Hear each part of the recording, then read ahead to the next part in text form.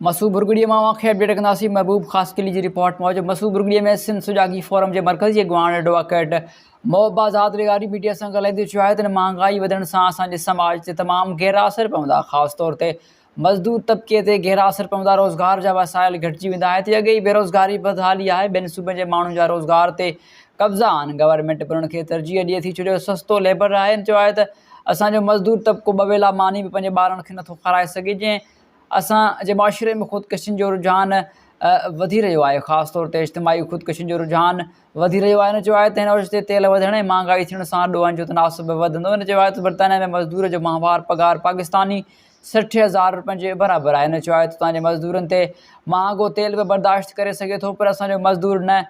हिन चयो आहे त हुकमरान खे पंहिंजा ख़र्च ऐं बजट घटाइण घुरिजनि ऐं जलसनि जुलूसनि जा अजाया ख़र्च घटाइण घुरिजनि।